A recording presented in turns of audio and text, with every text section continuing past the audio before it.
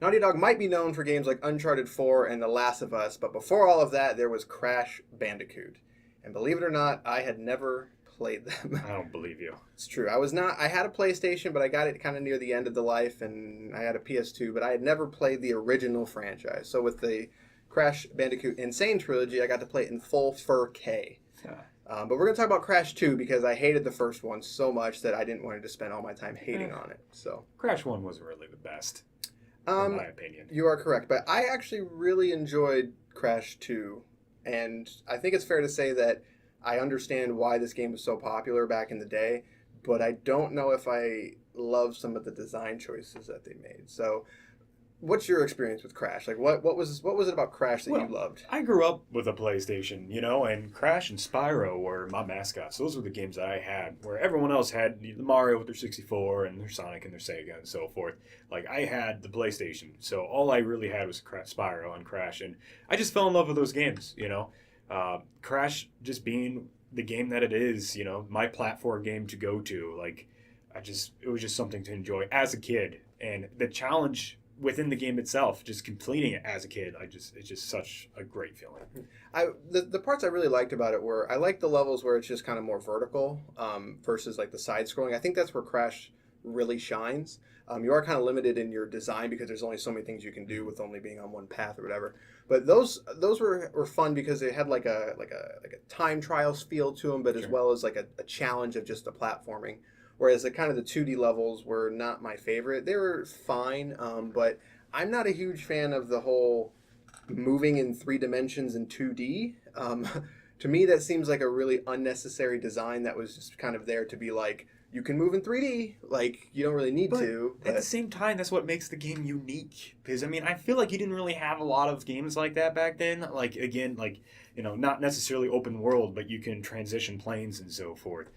But yes, that adds to the challenge. I believe it's a challenge where you can jump, forward off a 2D screen and backwards. But it made you be more precise and more careful of how you would transition through your puzzles.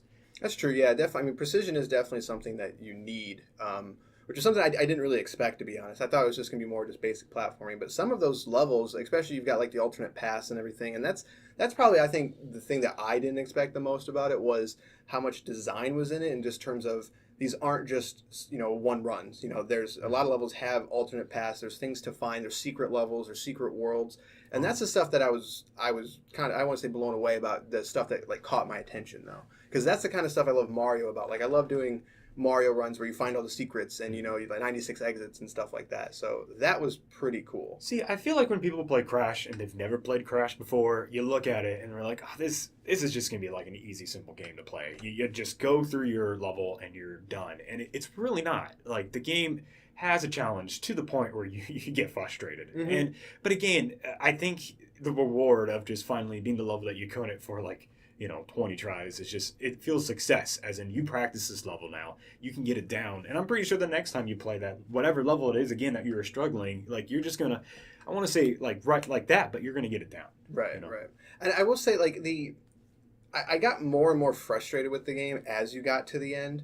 And obviously the game will get more difficult, but I kind of thought the last kind of section of levels was almost a little too annoying. Like, there's a lot of stuff that puts you in situations to almost I felt like frame perfect jumps, and it's just like I get it, but at the same time that it's really difficult. But you can also whenever you go to a new platform of levels, you can play them in any order. Yeah. And I almost felt like that shouldn't be the case, because I ended up doing what felt like the most difficult level first, where the other levels sort of introduced the new enemies and the new mechanics, and I ended up doing them sort of backwards. And so I ended up getting really frustrated on this first level in this final section, and then the rest were a cakewalk because I had beaten the one. Like, I was just like, that's annoying. Like, give me some sort of, window or some sort of line or something for me to show me that, hey, you should do this level first. But other than that, that was the big thing for me. I was just, by the end of it, I was just kind of like, all right, I'm glad this is over though. I don't know. I kind of want to disagree with you. I understand that, yes, some levels are harder than other levels and so forth. But, that's the freedom of the game. Like, you can do whatever level you want, whenever you want. You know, it's not necessarily like you could start off the hardest. Because obviously, like some levels in that world was harder and easier. You know, like I think that one of the worlds introduced like the mechanic where it was just dark. You know, so you have to collect a firefly to light up the area, and honestly, you just go straight and you hit a couple jumps, and it's simple as that. But I would say the last world introduces new mechanics that you haven't touched. Where you know there's that, and then there's the jetpack. Where as a kid, I loved the jetpack levels. I think it was just more of like I'm on a jetpack now. Right, I'm Crash Bandicoot on a jetpack. But like remembering the controls were pretty janky. They're rough. Yeah, I mean, back in the day, they're not. But it's a jetpack, so it's they're cool. not. It's not unplayable though. Like it felt very just. I think it's just because they literally sort of brought the control scheme forward, and it works once it clicks with you. But it's so unintuitive compared to what we have now with like dual analog and everything. That was very But eventually, once I got the hang of it, it was fine. I didn't dislike them, but I didn't love them either. I thought they were just okay. But I will say the biggest thing I have, like the biggest issue, is the bosses. The bosses are kind of terrible. Yeah.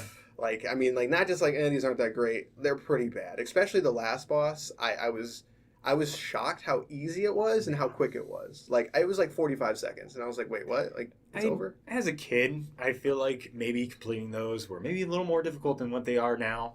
But like once you beat, I mean, spoilers, Cortez at the end, like it's just like you did it, you know, after all the hard stuff that you did like beforehand. Yeah, I mean, you're definitely not playing these games with the boss battles for sure. I mean, some are just really simple puzzles and so forth. But you're playing it for the level design. I mean, that's what's going to bring you in and get you the challenge. And then, like we kind of mentioned a little bit, there's a lot of replayability in this game. For sure, yeah. Which, I mean, it just gives you a lot more to go back into. So, well, all right. So I should ask you, would you want to play this game again? I don't know if I'd ever want to start over again, but I do like the whole addition of the running shoes. I don't know if that was in the original or not. I feel like it is. I don't remember though. Right. So, but it's when they did that, it was because they give you time trials initially, and I tried doing them, and I saw these times online because they have leaderboards now of like it was like a good 20 seconds under mine, and I'm just like, what? Like, how is that possible? And now I know because they got the running shoes. So it's interesting that they give that to you after the game because that almost gives you an incentive to play it again in a different way. But I wouldn't want to use those in the later levels. Like I would get so frustrated. But some of those original levels, I'd love to go back and play and try to do them quicker. But I don't know if I'd ever want to like try to get all the achievements or find all of the secrets and everything. And it's maybe I'm not 100%. Because I'm sorry. No, go for it. Ruin you. Like I think there's another like alternate path you can take. Like I feel like as a kid, I don't quite remember how to go back to play it. Like you don't. I don't think you have to collect the crystals. Like you can collect some gems and like. It's not Cortez. I think it's some other guy. I don't know. Yeah, I know. But like you can kind of support like his kind of part in the game. I don't know. But like, there's a lot to do in Crash. Yeah, and that's again that was kind of my biggest surprise is that how much just kind of different paths and everything you can take. And while I am interested in that stuff, but I don't know if I'm interested enough to sort of go back and play through the levels again. It's tough. I might, but I will say I am looking forward to Crash 3. Like it's part of this collection, and I do really want to play that because I'm Naughty Dog is a team that always, even back then, they always improve, and they're one of the few that their sequels are usually better than their previous games. So I'm hoping that the controls are a little tighter, the level design's a little tighter, and I'm hoping this will end up being like the best one of the bunch. But no, I enjoyed my time with it for sure. I don't know if I'd call it a classic, but you got to think from a PlayStation perspective growing up. Like again, this is a game I didn't have any other consoles. I mean, and I only had a PlayStation, and I mean that was the headline for your PlayStation. Sure. You know, like again, I couldn't play the Marios. I didn't have a 64, but I had Crash, which if you ask me, made that console, Crash and Spyro for sure. So it's I don't know. It's hard tough. It's tough. I mean, I get it, but at the same time, I'm also just like, man, I don't know if I would have I don't know if I even put it up there like next to some of those classic franchises of those time. But you never know. But I'm hoping Crash 3 is better, but we'll find out in the future. But that's going to do it for this episode. Let us know what you love about Crash in the comments below. Don't forget to hit like and subscribe, and tune in next time for Mega Man X.